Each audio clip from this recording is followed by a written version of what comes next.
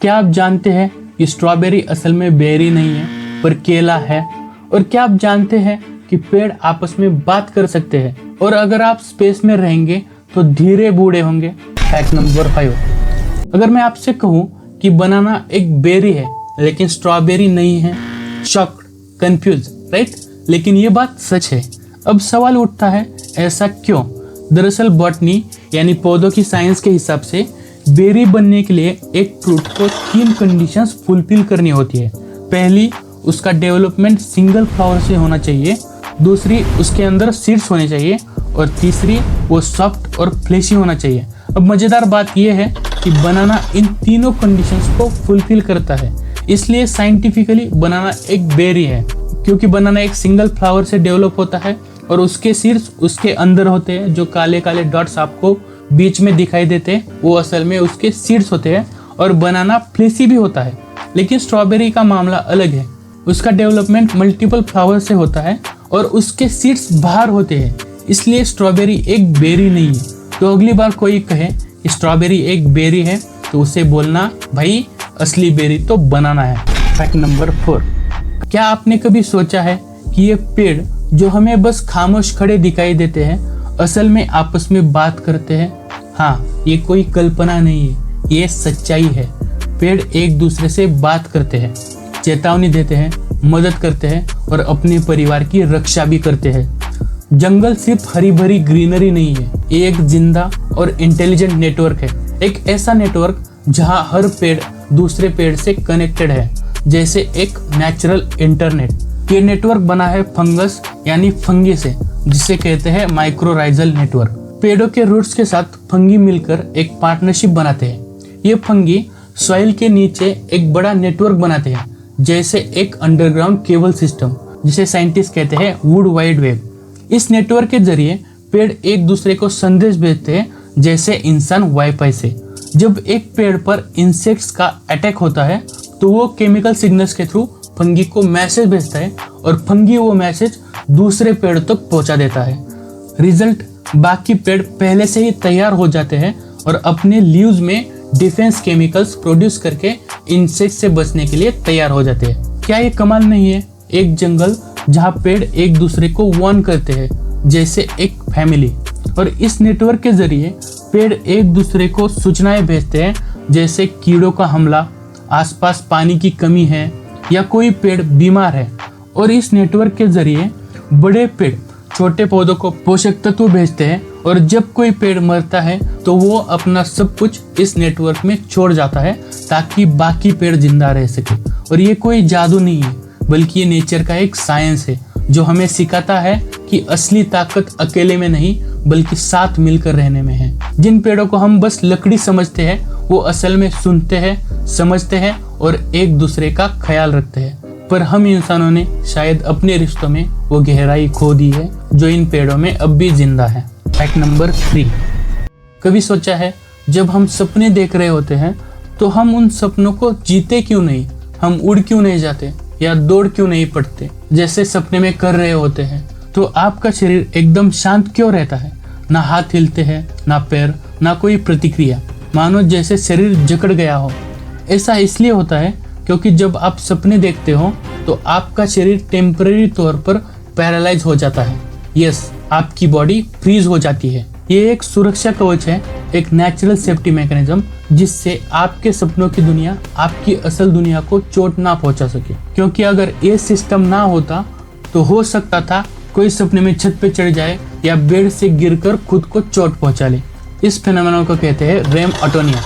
जब आप RAM stage में होते हैं, जो सपने का सबसे गहरा मोड होता है, तब आपके ब्रेन का एक हिस्सा आपके स्पाइनल कॉर्ड को सिग्नल भेजता है स्टॉप। तो मसल्स रिलैक्स हो जाते हैं, जिससे आप सपने में कुछ भी करें आपका शरीर सिर्फ सोया रहता है। हमारी बॉडी हर रात हमें हमसे ही बचाती है। जब हम सपने देखते हैं तब भी वो हमारे लिए लड़ रही होती है। तो इसका ख्याल रखें, क्योंकि ये सिर्फ एक फैक्ट नहीं है, ये प्रूफ है कि आपकी बॉडी और आपका ब्रेन आपसे कितना प्यार करते हैं। ऐसे ही और हजारों सीक्रेट्स हैं आपके अंदर, आपके आसपास, जिसे समझने के बाद आप अपनी जिंदगी, अपने एग्जिस्टेंस को नए नजरिए से देखोगे। और ये नजरिया हम आपको देंगे तो वीडियो को लाइक करें, चैनल को सब्सक्राइब कर ले और बेल आइकन को ऑल पर सेट कर दे ताकि हमारे फैक्ट्स पहुंचे सबसे पहले आपके पास। नंबर 2, कभी सोचा है पहली मोहब्बत क्यों नहीं भूलती, या वो दिन जब किसी ने दिल तोड़ा था क्यों आज भी वैसा ही चुभता है। दिल टूटने की यादें इतनी गहराई से क्यों बस जाती, क्यों कोई खूबसूरत पल सालों बाद भी बिल्कुल ताज़ा महसूस होता है।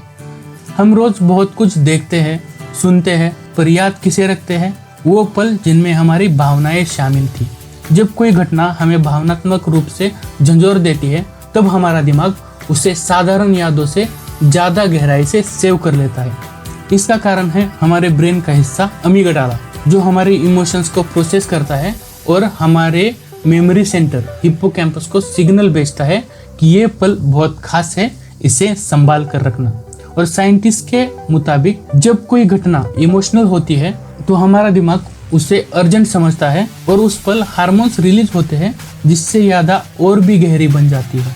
और यही वजह है कि ब्रेकअप की बातें सालों बाद भी ताजी लगती है और वो एक खास इंसान की हंसी अब भी कानों में गूंजती है। इसलिए जब कोई कहता है कि दिल से कुछ याद है तो असल में दिमाग की एक साइंटिफिक प्रोसेस काम कर रही होती है। इसलिए हम दिल तोड़ने वाले पल, बहुत खुशी के पल हमेशा याद रखते हैं, चाहे सालों बीत जाए। यही वजह है कि कुछ गाने, कुछ जगह या कोई महक हमें सीधा उस पुरानी याद में ले जाती है जैसे वो कल की ही बात हो, क्योंकि यादें सिर्फ दिमाग में नहीं जज्बातों में बसती हैं। फैक्ट नंबर 1, क्या हो अगर मैं कहूँ कि समय हर जगह एक जैसा नहीं चलता। जरा सोचिए, अगर आप और आपका दोस्त एक ही दिन पैदा हुए पर एक दिन वो स्पेस में चला जाए और कई साल बाद वापस आए, तो क्या हो सकता है कि आप बूढ़े हो जाए और आपका दोस्त अभी भी जवान हो? हाँ, ऐसा हो सकता है और इस फिनोमेनन को कहते हैं टाइम डायलेशन। और इसके मुताबिक स्पेस में टाइम धीरे चलता है और अगर कोई इंसान अंतरिक्ष में जाए तो वो असल में धीरे बूढ़ा होता है। अब ऐसा क्यों होता है? तो अल्बर्ट आइंस्टाइन की थ्योरी ऑफ रिलेटिविटी के मुताबिक time is not absolute, time is relative. मतलब आप जहाँ हो और जिस स्पीड से हो उस पर डिपेंड करता है कि वक्त कैसे गुजरता है। जब आप लाइट की स्पीड के करीब होते हो या किसी बहुत बड़े ग्रेविटी फील्ड जैसे ब्लैक होल के पास होते हो तो वक्त धीरे चलने लगता है। और यही है ग्रेविटी, स्पेस और टाइम का खेल। आज से पहले हम वक्त को एक घड़ी का काम समझते थे, पर अब पता चला कि वक्त बस एक इल्यूजन है। आप जहाँ हो, जैसे हो, उस हिसाब से वक्त आपके लिए अलग चल रहा है। सोचिए, क्या हम वक्त के अंदर जी रहे हैं या वक्त हमारे अंदर है? एक ऐसे राज का हिस्सा है हम जो अभी तक पूरी तरह से खुला भी नहीं है।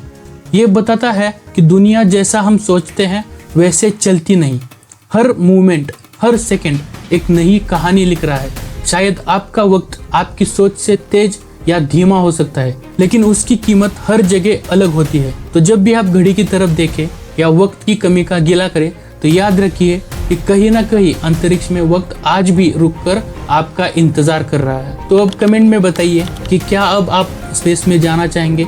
अगर आपको ये बात नहीं लगी हो तो वीडियो को लाइक जरूर करिए, और अगर आप ऐसी सोच को आगे बढ़ाना चाहते हैं तो चैनल को सब्सक्राइब कीजिए, क्योंकि डीप स्पेस एंड फैक्ट्स में हम आपको दिखाते हैं वो जो दिखता नहीं लेकिन जानना जरूरी है।